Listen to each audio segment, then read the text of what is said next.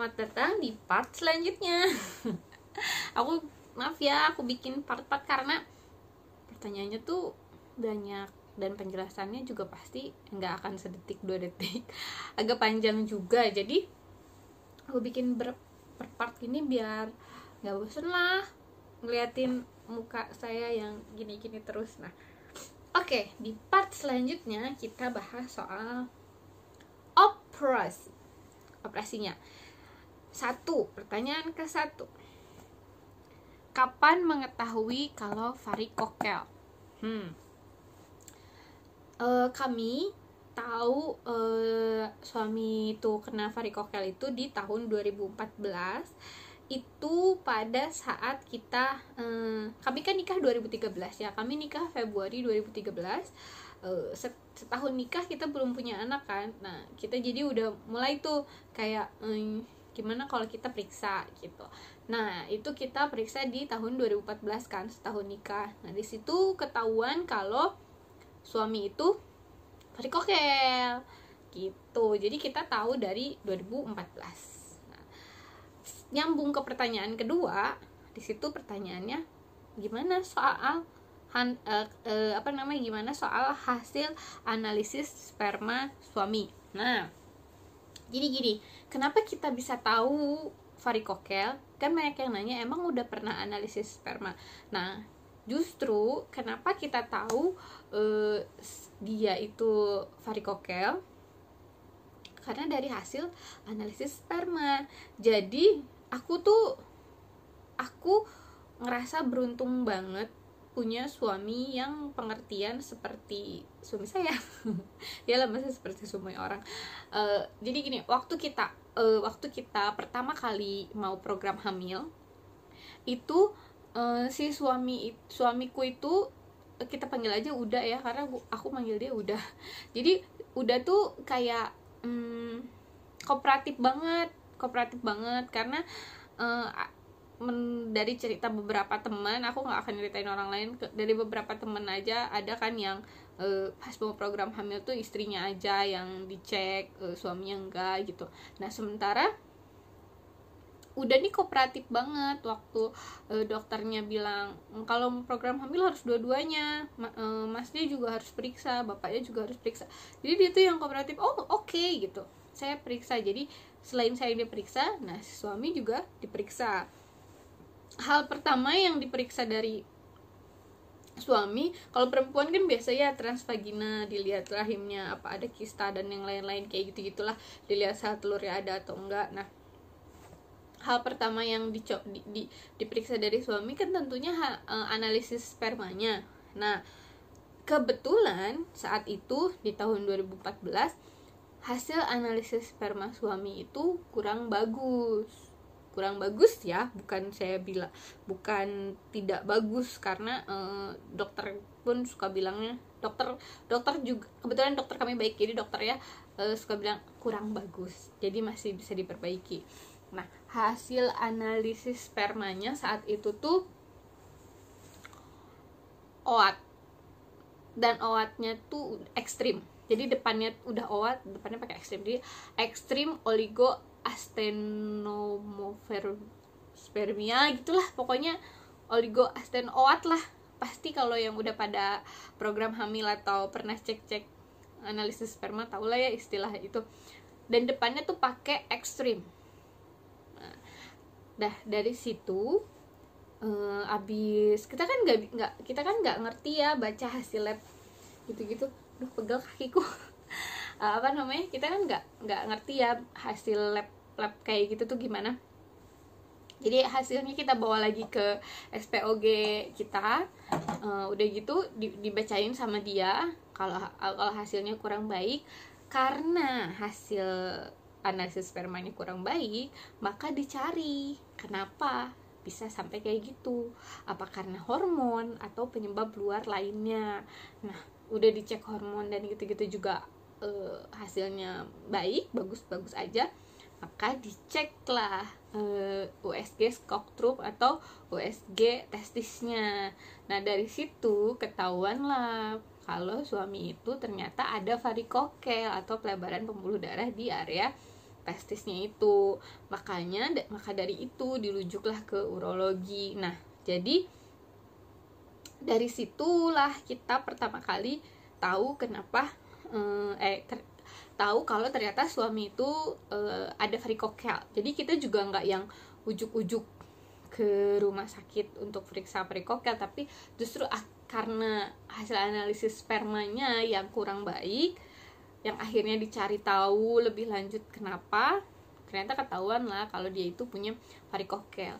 Karena menurut penuturan suami sampai sekarang ya, aku juga nggak ngerti apa karena si Uda tuh kebal banget orangnya, Samson banget apa gimana, dia tuh nggak pernah mengeluh sakit di area situ, di area maaf, di area laki-lakinya tuh dia nggak pernah ngerasa sakit. Jadi kita periksa, kita tahu dia varikokel itu bukan karena dia pernah mengeluhkan nyeri di daerah situ, tapi karena hasil analisis sperma yang kurang baik.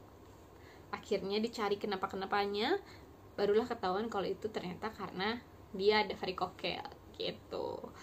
Itu yang kedua. Yang ketiga, Mbak Fana, apa varikokelnya terlihat jelas? Nah, kan seperti yang pernah saya bahas di video-video sebelumnya, katanya kan kalau misalnya varikokel itu di buah jakarnya itu, di testisnya itu ada seperti gundukan cacing. Nah, kalau pertanyaannya kayak apakah terlihat jelas? Kalau sejelas itu sih, aku sih nggak ngelihat sejelas itu. Ngapain aku lihat, kan punya suamiku. Gak terlihat sejelas itu, makanya mungkin harus pakai USG. Tapi memang ada seperti gumpalan, tapi bukan yang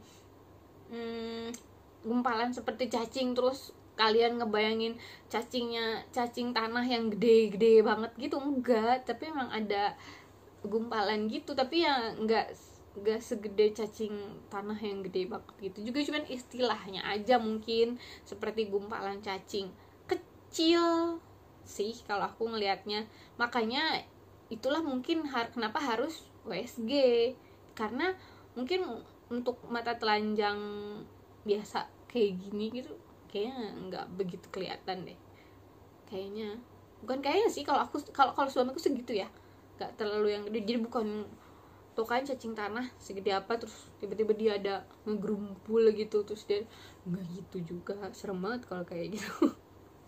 Terus yang keempat, operasinya kapan? Nah, operasinya itu di Maret 2020. Oke, di bulan Maret 2020. Jadi pertama kali tahu 2014. Nah, kebetulan di 2014 itu kita nggak langsung operasi varikokel karena satu, kita nggak dapet dokter yang enak.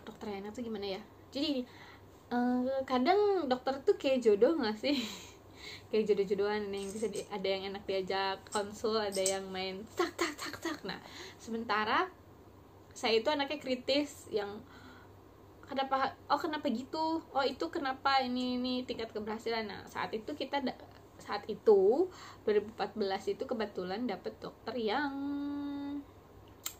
kurang yang menurut kami tuh kurang memotivasi kami untuk operasi, karena dia menjawab pertanyaan kami tuh selalu ngambang gitu jawabannya, jadi kayak yang gitu. Jadi kita itu bingung. Makanya tuh dari 2014 sampai 2018 itu kita mencoba yang pengobatan tradisional itu, tapi kadarullah kan nggak berhasil ya.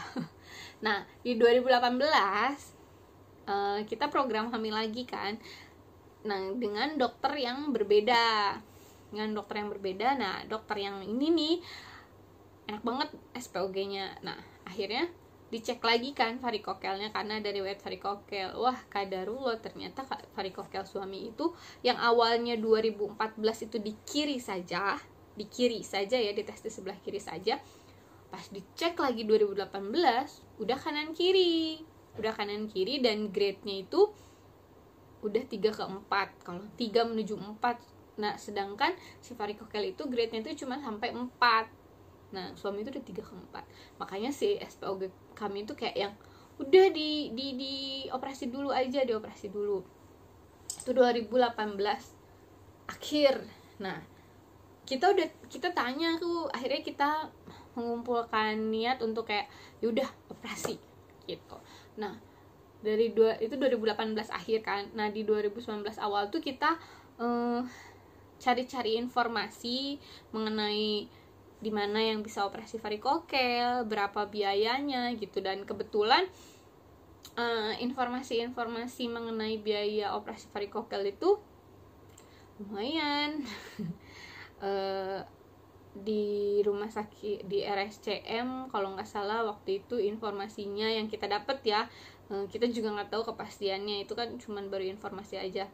Di RSCM itu informasinya dulu sekitar 50-an, di rumah sakit Bunda 60-an lah gitu.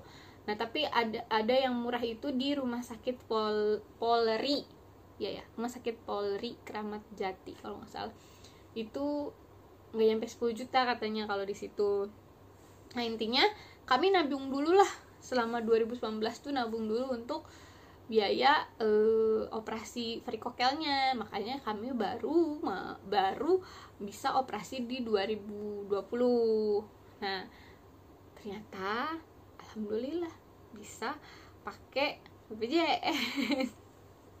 Tahu bisa pakai BPJS dari dulu ya. Tapi mungkin memang jalannya harus saat itu dikasih Tuhan saat itu. Nah, pertanyaan kelima. Letak operasinya sebelah mana sih? Nah, mengenai letak operasi, banyak banget yang DM ke aku yang salah kira atau salah duga.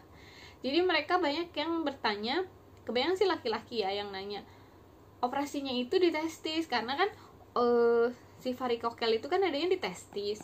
Jadi mereka banyak yang mengurungkan niat untuk nggak operasi deh gitu, karena mereka pikirnya operasinya tuh di testis. Nah sebetulnya letak operasinya itu bukan di testis tapi di pangkal paha, dekat pangkal paha ya. Apa sih kalau kata orang Sunda mah talang baga. Ya maaf ini ya, bukan mau jorok, tapi ini di dekat selangkangan, pangkal paha selangkangan. Nah di sini ini kan gini ya, pangkal paha gini, nah tuh di situ.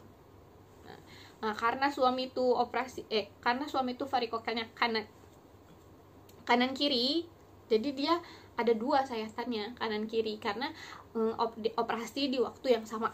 Nah, gitu. Jadi operasinya itu bukan di testis, operasinya itu bukan di buah zakar, tapi operasinya itu di pangkal paha. So ada lagi pertanyaan yang ke-6, pakai teknik operasi apa? Ada yang bilang apakah pakai laparoskopi yang kayak alat terus liatnya ke sana, terus apa yang pakai apalah, saya juga nggak ngerti ya nama-nama teknik operasi.